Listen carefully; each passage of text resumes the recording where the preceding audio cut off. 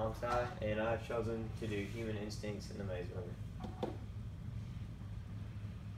Now, I found this short clip from Honest Trailers to give you guys a rundown of the movie because they can explain it better than I ever could, and theirs will be a whole lot funnier.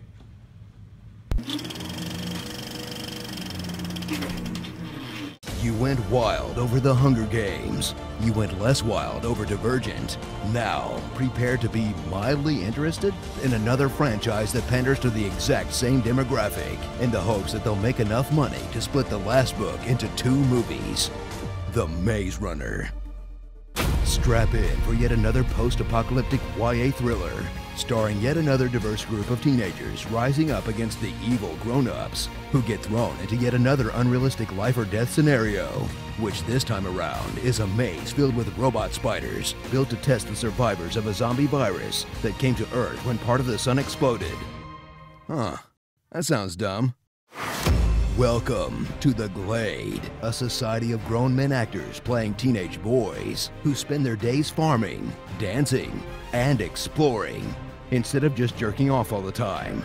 There's newcomer Thomas, the handsome and brave protagonist, and, that's really all there is to say about him. Gally, the bully with resting bitch face. Albie, the black guy who's killed off twice. Chuck, the only fat tweed in a society of able-bodied Abercrombie and Fitch models. And eventually, a girl who does so little for the plot, she could be replaced by a houseplant, and it wouldn't make a damn bit of difference. She's the last one ever. What the hell does that mean? It means she just became the most popular kid in the Glade.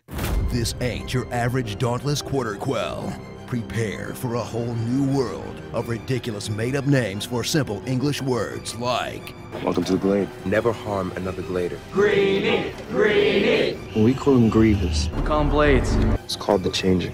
We called it the flare. This shank needs to be punished. Winston, he's the keeper of the slices. I clunked my pants 3 times before they got me out of the pit. Ugh, guess they're still better than Abnegation and Hamish Abernathy. Lose yourself in the twisting maze of a plot that will leave you with unanswered questions like, how does anyone know what a griever is if they only come out at night and no one has ever survived a night in the maze? No one's ever survived a night in the maze. Why does it rain in the Glade when the rest of planet Earth is a scorched wasteland? And why don't any of these hormone-filled boys show more interest when a girl finally shows up? And if these kids are humanity's last hope for survival, why are the scientists trying to kill them all off with robot spiders? Oh, and since when does a solar flare cause a virus that turns you into a zombie? And how could trapping a bunch of teenage boys in a maze possibly be the solution to any of society's problems? Hello? Anyone? So follow along with our heroes as they sprint to a conclusion that will leave you more lost than lost, that answers absolutely none of the characters' questions, or your own. But since it's aimed at teenagers, it does let everyone know that they're really, really special. You may not realize it, but you're very important. She said we were important. What are we supposed to do now? Make 2 or 3 more of these movies, I guess? Man, I should really write a YA trilogy.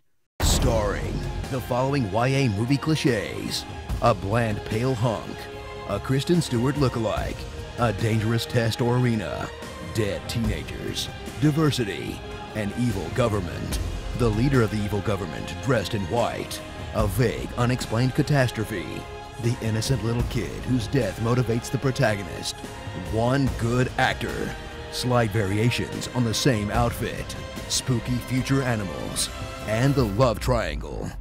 Wait, there wasn't a love triangle in this? Wow, huge oversight. The Hunger Maze. Seriously, that guy's eyebrows are so distracting. Is he surprised? Confused? Angry? What is your face, dude? Okay, so that was the Honest trailer, and as I said, it describes it better than I could have, and it was a little funnier than I would have made it. Now, the argument that I made is that the Maze Runner uses human survival instincts to allow the viewers to rationalize the decisions made by the characters and therefore personally relate to them.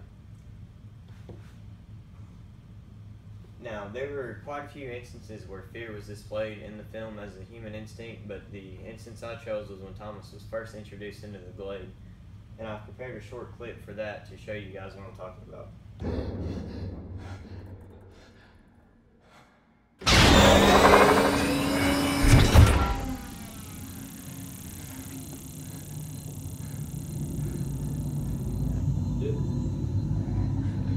Go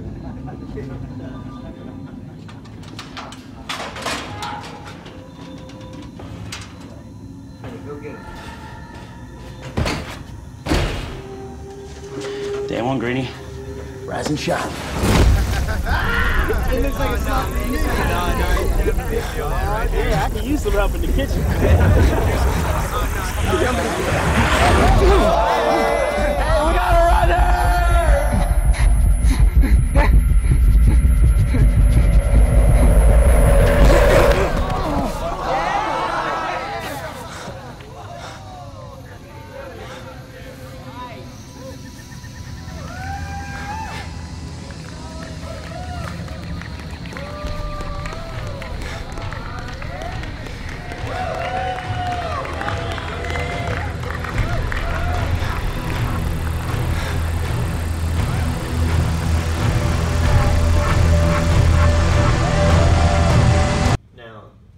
Tell Thomas was scared by the way he was reacting, and he was reacting that way because he was surrounded by unfamiliar circumstances.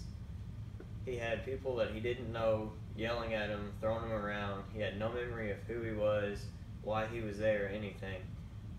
And fear is an emotion, which means that it's not something that you do. It's just something you feel in the spur of the moment.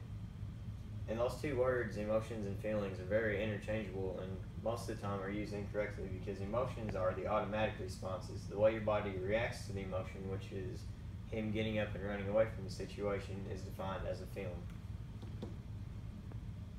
Now, the movie and in the book both, they establish a government in the Glade. And in the movie, Albie is talking to Thomas and discussing that before there was a government, there was a lot of death and a lot of chaos in the Glade, and they elected Albie, who was the first one to get in the Glade, as their official to lead the government.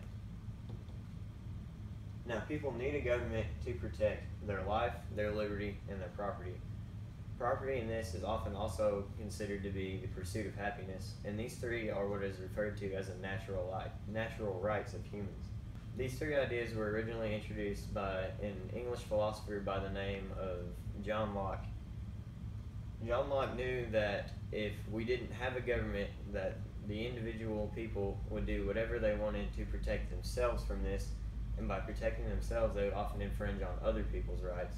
So people just create governments out of a necessity to protect themselves and everyone else around them.